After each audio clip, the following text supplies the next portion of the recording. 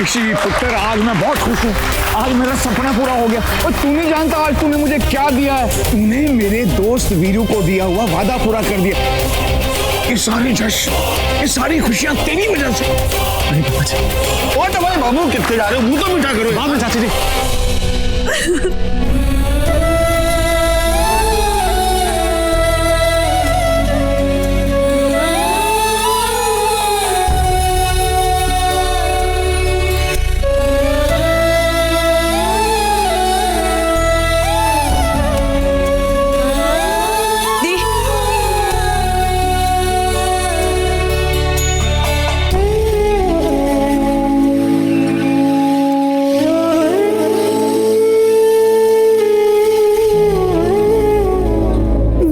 बाबूजी ने मुझे दी थी आना।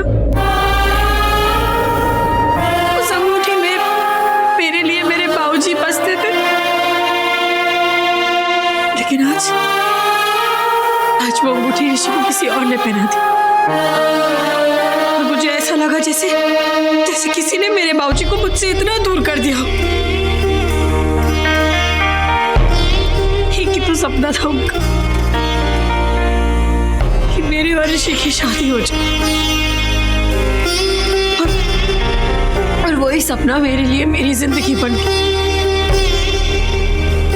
लेकिन जब उस दिन राज अंकल का मेल आया कि ऋषि किसी और लड़की के साथ, मैं सच कह रही हूँ ना, मैंने पूरी कोशिश की कि मैं ऋषि को भूल जाऊं, क्योंकि मैं नहीं चाहती थी कि किसी को कोई भी तकलीफ हो।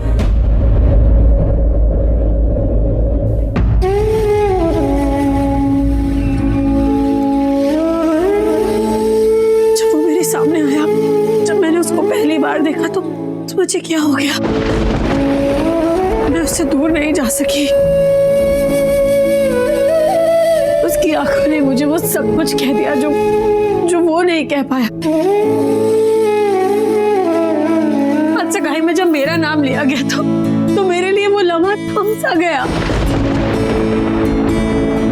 लेकिन जब ऋषि ने नेहा को अंगूठी पहनाई तो मुझसे बर्दाश्त नहीं हुआ।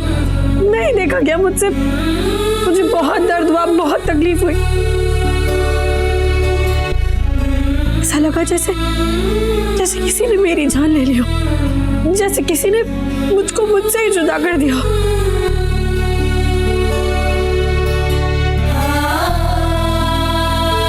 काश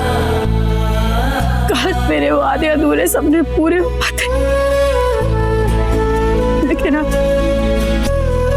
सब कुछ खत्म हो गया, सब टूट गया, सब।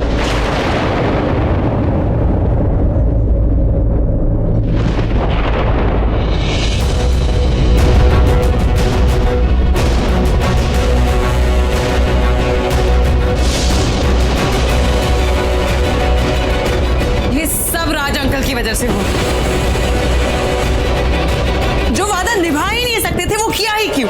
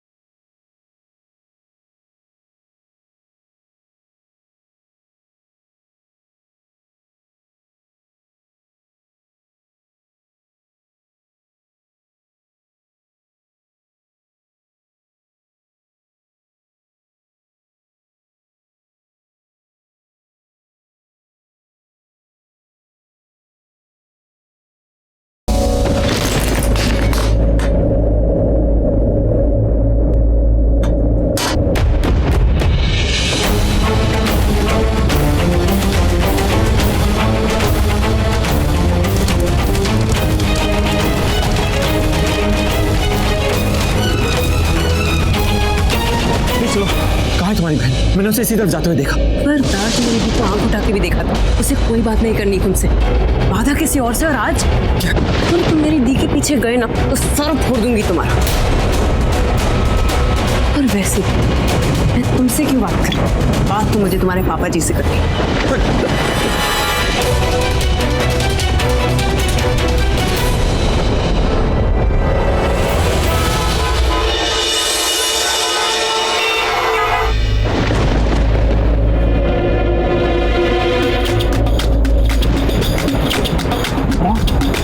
ये लड़की कौन है और इसका क्या नाम है? ले, पूरी बारात निकल गई। अब पूछ रहे हैं कि बैंड किसने बजाया। देख मनप्रीत, मेरा ना मजाक का बिल्कुल मूड नहीं है। चिल्ला चुप रह, मुझे नहीं बात करनी।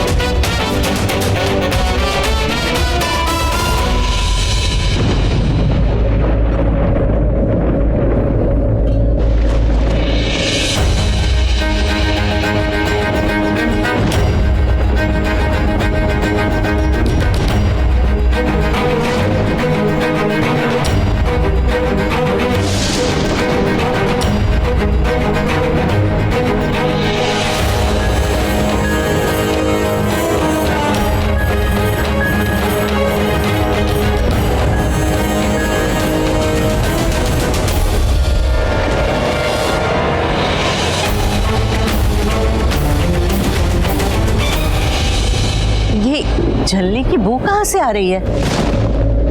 मेरा दिल चल रहा है बीजी। ये तनु ना बचपन में कितनी भोली लगती थी और अब एकदम बंदूक की गोली लगती है। मुझे ना फूटी आंख नहीं सुहाती है लड़की। पता नहीं कहाँ से पल्ले पड़ गई।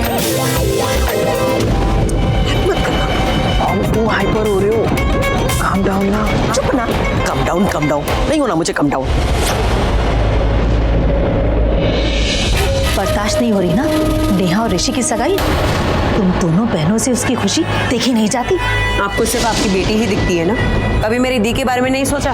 बहुत सोचा, सोच समझ के आगे बढ़ी और तुम्हारी बहन को भी समझाया और वो समझ भी गई थी क्योंकि समझदार है वो। तुम्हारी तरह मुंह फट और बदतमीज नहीं, अपनी चाची से बदतमीजी करती है। चाची ऐसी होती है? पापा के सामने तो बड़ा वीर जी करके बात करती थी और अब हमें यहाँ परिवार से काट के अलग वो स्टोर रूम में रखा है। नौकरों वाले काम करवा दिए। मुझे पहले से आप पे शक था। सच बताओ, हमें यहाँ आपके घर क्यों रखा है? क्या मतलब है आपका? छोटी लड़की हो, छोटी लड़की की तरह रहो, समझी? जबान मत चलाओ ज्यादा। हाँ मैं लड़की लेकिन मेरी दी की तरह नहीं हूँ कि आपकी बातों में आ जाओ। अरे मेरी दी तो बुरी नहीं समझती कि आप कैसे उसके जज्बातों के साथ खेल रहे हो, लेकिन मैं जानती हूँ। बेटा बेटा बोल के हमारे पैरों तले की जमीन खींच ली आपने। माँ जैसी हो, यही कहा था ना आपने। अरे अगर आपकी जगह हमारी माँ होती ना तो आपकी बेटियों का दर्द समझती होती तब ना। आपसे तो बात करना ही बेकार है। हाँ जाओ, गिड़गिड़ाओ, जाओ जाकर दुहाइयाँ दो अपने बाबूजी की दोस्ती की। शायद वो बेचारे तुम पर तरस खा जाए। नहीं चाहिए किसी का तरस, ना आप जैसी चाची का और ना उन जैसे बेवफा दोस्त का। आप सब एक जैसे हो, मतलबी। पड़ी आई चाची बनने।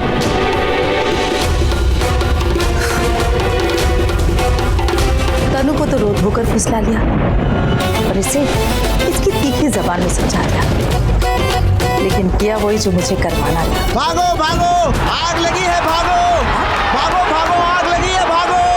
आग?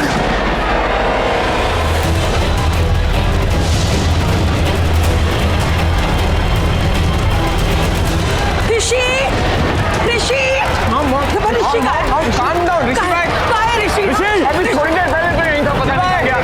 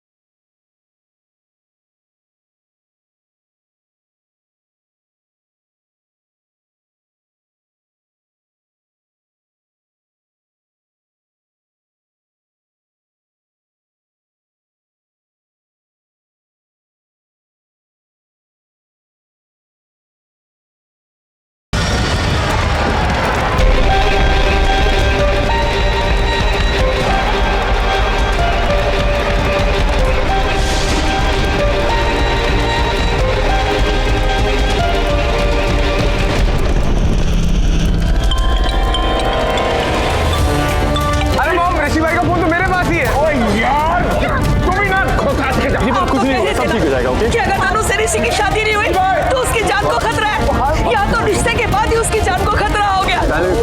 हवा में उड़कर बचाएगी उसको। अगर मेरे ऋषि को कुछ हो गया तो देख लेना। हिम्मत रखो जरा।